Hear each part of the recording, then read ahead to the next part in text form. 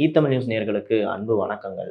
இன்னைக்கு ஒடிஷா பாலசோர் டிஸ்ட்ரிக்ட்ல ஒரு பொண்ணுக்கு நடந்த கொடூரத்த பத்தி தான் இங்க நம்ம பேச போறோம். அந்த பொண்ணுக்கு பார்த்தீங்கன்னா 20 வயசு தான் இருக்கும். பல கனவுகள், பல லட்சியங்களோட பிஎட்ஸ் ஜாயின் பண்ணி குழந்தைங்களுக்கு நல்லா கிளாஸ் எடுக்கணும், தான் வாழ்க்கைய ஒரு முன்னேத்திக்கணும். அப்புறம் வந்து பார்த்தீங்கன்னா, குடும்பத்தையும் நல்லா பார்த்துக்கணும் அப்படின்னு பார்த்து ஒரு காலேஜ்ல வந்து பிஎட் ஜாயின் பண்றாங்க. பிஎட் ஜாயின் பண்ண போன இடத்துல தான் பார்த்தீங்கன்னா, இவங்களுக்கு ஒரு அந்த துயர நிகழ்வு, அந்த ஒரு கொடூரமான விஷயங்கள் அவங்கள சுத்தி நிகழ ஆரம்பிக்குது. காலேஜ் ஜாயின் பண்ணி கொஞ்ச நாளுக்கு அப்புறம் நல்லா தான் போயிட்டு இருந்திருக்கு. அப்பதான் பார்த்தீங்கன்னா, அவங்க ஹெச்ஓடி மூலியமா அதாவது அந்த துறையோட தலைவர் இருப்பார் இல்லையா?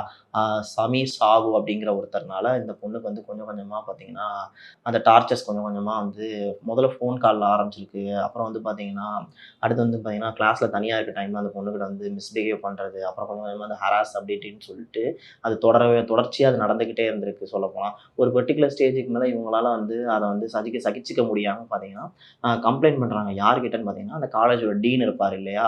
திலீப் குமார் அப்படின்னு சொல்லிட்டு ஒருத்தர் இருக்காரு. அவர்கிட்ட போய் வந்து கம்ப்ளைண்ட் பண்றாங்க.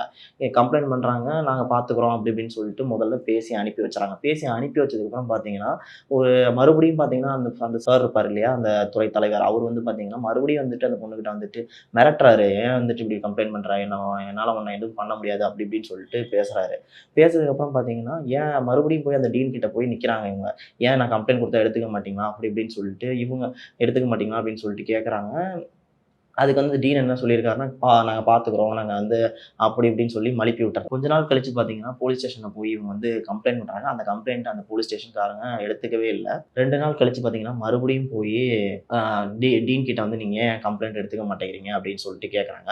அந்த ரூம்ல ஆனா அங்க என்ன நடந்துச்சுன்னு தெரியல. வெளிய வந்து அந்த பொண்ணு பார்த்தீங்கன்னா, அங்கேயே பெட்ரோல் ஊத்தி தன்னை கொளுத்திக்கிறாங்க. கல்லூரி வளாகத்திலேயே தீ குளிச்சிருக்காங்க. அதனால 90% அவங்களோட உடம்பு பார்த்தீங்கன்னா, ஃபுல்லா எரிஞ்சிருச்சு. அந்த நிலைமையில அங்க அந்த ஊர்ல இருக்க ஒரு மருத்துவமனைக்கு கொண்டு போறாங்க. அங்க வந்து பார்த்தீங்கன்னா, சிகிச்சை வந்து கரெக்ட்டா குடுக்க முடியாதனால, இங்க காப்பாத்த முடியாது. நீங்க வந்து புவனேஸ்வர்ல இருக்க ஒரு பெரிய ஹாஸ்பிட்டல் எய்ம்ஸ்க்கு கொண்டு போங்க. அங்க போனீங்கன்னா, அந்த பொண்ண காப்பாத்த ஒரு வழி இருக்கு அப்படிங்கிற மாரி அங்க அனுப்பி விடுறாங்க.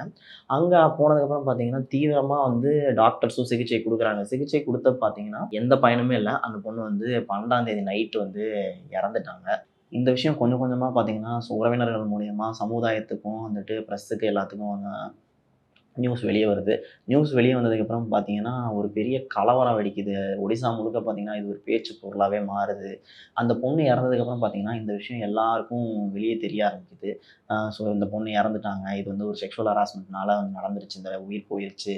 இது வந்து எப்படி சொல்றதுன்னா, அந்த அதிகாரத்தில இருக்கவங்க வந்து பார்த்தீங்கன்னா, அந்த கம்ப்ளைண்ட் எடுக்காதனால இந்த பொண்ணோட சூசைட் பண்ணிக்கிச்சு. இந்த பொண்ணு வந்துட்டு பார்த்தீங்கன்னா, அ பாவமா சூசைட் பண்ணிக்கிட்டாங்க அப்படின்னு சொல்லிட்டு பரவலா பார்த்தீங்கன்னா, மீடியாக்கள், சோசியல் மீடியாக்கள் அப்புறம் வந்து பார்த்தீங்கன்னா, ஆ அ ஊருக்குள்ள இருக்கிற கலவரங்கள் வெடித்தல் இந்த மாரி விஷயங்கள நம்மளால அதில பார்க்க முடிஞ்சுச்சு.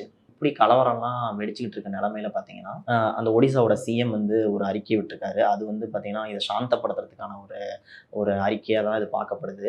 என்ன அறிக்கைன்னா, இது வந்து இரங்கல் தெரிவிச்சுக்கிறோம். அ அது இல்லாம குடும்பத்துக்கு ஆதரவா இருக்கோம். இது போன்ற நிகழ்வுகள் இனிமே நடக்கக்கூடாது அப்படிங்கிறதாவும் அப்புறம் வந்து பார்த்தீங்கன்னா, இதில வந்து சம்மந்தப்பட்டவங்க எல்லாத்தையும் வந்து கடுமையான சட்டப்படியான ஒரு கடுமையான நடவடிக்கை எடுக்கணும் அப்டின்னும் சொல்ட்டு ஒடிசாவோட சிஎம் வந்து சொல்லியிருக்காரு. இது மட்டும் இல்லாம ராகுல் காந்தி இருக்காரு இல்லையா? அவரு வந்து என்ன சொல்லியிருக்காருன்னா, "இது வந்து எனக்கு ரொம்ப ஆதங்கமா இருக்கு. இந்த மாரி விஷயங்கள் வந்து இன்னும் தொடர்ந்துகிட்டே இருக்கிறது வந்து ரொம்ப மனசுக்கு ரொம்ப கஷ்டமா இருக்கு." அப்படிங்கிற மாதிரி வந்து ஒரு ஸ்டேட்மெண்ட்ட வந்து ராகுல் காந்தி அவர்களும் சொல்லியிருக்காங்க. இதன் தொடர்ச்சியா பார்த்தீங்கன்னா, அந்த காலேஜோட டீன் இருப்பார் இல்லையா? அவர வந்து பார்த்தீங்கன்னா, 12 நாள் பார்த்தீங்கன்னா, நீதிமன்ற காவல்ல வந்து வச்சிருக்காங்க. எதுக்குன்னா, கம்ப்ளைண்ட் பண்ணியும் அதிகாரத்தில இருக்கும்போது, நீங்க வந்து எந்தவித நடவடிக்கையும் எடுக்கல அப்படிங்கிற ஒரு குற்றச்சாட்டின் பேர்ல இவங்கள வந்து இப்படி வந்து வச்சிருக்காங்க. அது மட்டும் இல்லாம அந்த துறை தலைவர் ஷாகு ஷமீர வந்து அரெஸ்ட் பண்ணி ரிமாண்ட் பண்ற லெவலுக்கு போயிட்டுருக்கு. இது பற்றிய மேலும் விசாரணைகள் வந்து தொடர்ந்துகிட்டே தான் இருக்கு. ஒரு எஜுகேஷன் இன்ஸ்டிடியூட்ல இந்த மாரி வந்துட்டு ஒரு ஸ்டூடெண்ட்டுக்கு வந்து ஒரு ப்ரொஃபஸரோ இல்ல வந்துட்டு ஹெச்ஓடிஸோ வந்து இந்த மாரி விஷயங்கள பண்ணும்போது பார்த்தீங்கன்னா, எப்படி வந்து ஃப்ரீடமா வந்துட்டு ஒருத்தவங்க வந்து காலேஜுக்கோ இல்ல ஸ்கூலுக்கோ வந்துட்டு போவாங்க சொல்லுங்க பார்ப்போம். அ இந்த இடத்துல தான் பார்த்தீங்கன்னா, எப்படி சொல்றது? அதிகாரத்தில இருக்கவங்க தன்னோட பவர்ஸ வந்து தப்பு தப்பா இப்படி யூஸ் பண்றதுனால பார்த்தீங்கன்னா, இது கன்டினியூவா நடந்துகிட்டே இருக்கு அப்படிங்கிற மாரி இருக்கு. அவங்களுக்கு மேல இருக்க அதிகாரிகள் வந்து இத வந்து நோட் பண்ணணும். இந்த மாரி விஷயங்கள் கம்ப்ளைண்ட்டா போகும்போது, இதுக்கு உடனே ஆக்ஷன் எடுத்து, இதுக்கு என்ன தீர்வு? இதுக்கு வந்து இது இது வந்துட்டு எப்படி சொல்றது? அம் ஸ்டூடண்ட்ஸ்க்கு எந்த வகையில வந்து பாதுகாப்பு தரணும்? அப்படிங்கிறத வந்து இத எப்படி தவிர்க்கலாம்? அப்படிங்கிற மாரிலாம் யோசிச்சு சீக்கிரம் வந்து இதுக்கான ஒரு தீர்வை கொண்டு வரணும். இது ஒடிசா மட்டும் இல்லாம இந்தியா முழுக்குமே இந்த பிரச்சனை வந்து போயிட்டு இருக்கு. தொடர்ச்சியா இது மாரி விஷயங்கள் வந்து நடந்துகிட்டே இருக்கிறது வந்து உண்மையிலே ஒரு மோசமான விஷயம். ஆனா நம்ம கடந்து வந்துகிட்டே தான் இருக்கோம். ஆனா இன்னமும் பார்த்தீங்கன்னா, இது போன்ற செய்திகள நம்மளால கேட்டுக்கிட்டே இருக்க முடியுது. வாரத்துக்கு 1, மாசத்துக்கு ஒரு 10 நியூஸ் இந்த மாரி வந்து கேட்டுக்கிட்டே தான் இருக்கோம். ஸோ சீக்கிரம் வந்து இதுக்கெல்லாம் வந்துட்டு ஒரு நல்ல தீர்வு, ஒரு நல்ல கண்ட்ரோல கொண்டு வரணும் அப்படின்னு சொல்லிட்டு நம்ம கேட்டுக்கிறோம். இது போன்ற செய்திகளுக்கு ஈத்தமிழ் நியூஸை சப்ஸ்கிரைப் செய்யுங்கள். நன்றி, வணக்கம். தொடர்ந்து ஆதரவு தாருங்கள். நமது தமிழ் நியூஸ் சேனலில் உங்களது பொருட்களை வெறும் 500 ரூபாயில் விளம்பரம் செய்ய வேண்டுமா? தொடர்புக்கு 7806942275 தொடர்பு கொள்ளுங்கள்.